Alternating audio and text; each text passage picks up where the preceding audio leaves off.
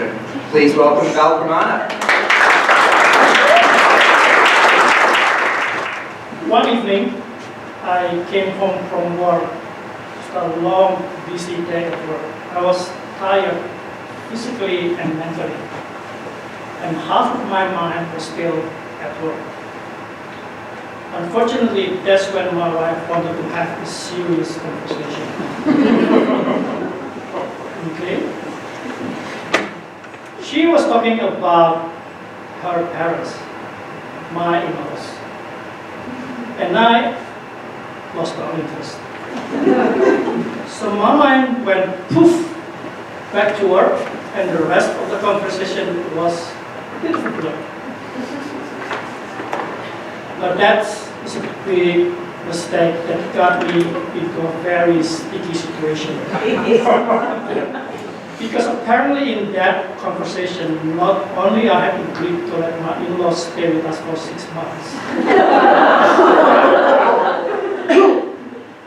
I also agreed to pay for their flights. Mind you, my in-laws are not locals or in the state, they are from overseas. So my bank account got a bit of shock. By the way, I'm not telling you this to ask for donations, but they are certainly welcome. So a couple more weeks after that, they arrived, and for that next 6 months, sticky situation isn't under manual. My father-in-law is a bit territorial, if that's a word. Most of his life, he lives in a household where he can basically do whatever he wants.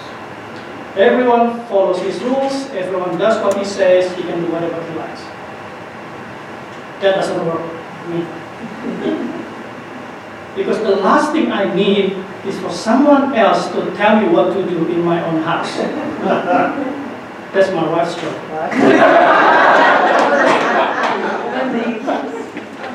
So he likes to place all these little mini things, like a mini sports car, replica, or a mini opera house, or a mini Eiffel Tower, just almost every flat surfaces around the house. And photo frames of his side of the family,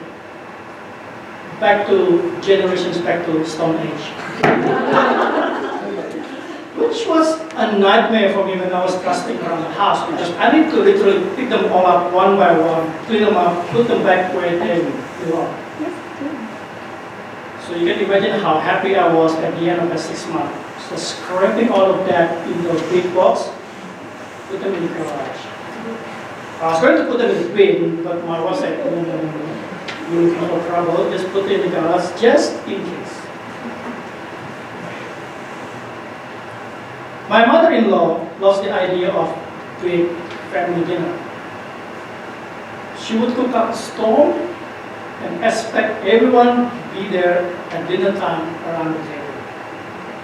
Again, that doesn't work for me because sometimes I'm working out late, I'm out at the events like this, or sometimes I just don't feel like having dinner with them.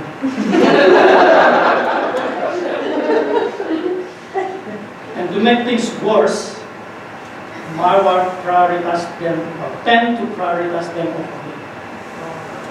I understand they're their parents, I'm just a husband. But it sucks to be at the bottom of the priority list in your own house. I'll give you a quick example. Let's say if I'm craving fried chicken for dinner, and the in-laws craving fried rice, guess what's for dinner? No chicken. Lucky for me, KFC is just down the road. So that was a few years ago. Fast forward to around this time last year, my wife wanted to have another serious conversation. This time I'll make sure I listen.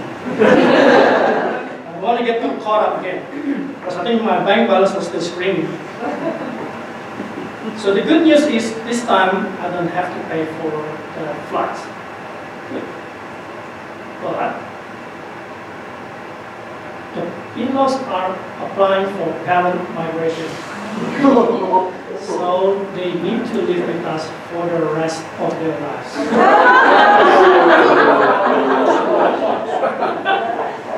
So we discussed this, all the things that annoy me, all the things that I don't like, and the fact that I own the house and I can kick them out of the house legally. So we went through. But I've been such a good husband, been such a good son-in-law, so I said yes, on one general condition. This is our house, so they have to follow our rules and they have to respect our priorities. Which my wife agreed. So a couple of more weeks back, I think they arrived back now in Australia from last August, and they have been living with us ever since. And I could see Val working so hard to control her parents to just follow those 3 lines. It's working out quite well actually, because to be fair, my father-in-law is quite handy with the tools. He fixes things around the house, he kept our garden both back and front to the standard of a professional gardener. Which 2 things that I'm actually bad at. So I'm lucky to have a live-in handyman and live-in gardener. And my mother-in-law, she's actually a good cook. So even though at the times when she only cooked fried rice, it's a good, yummy, homemade fried rice. Just missing the chicken. And that's when KFC deliveries comes in. Thank you.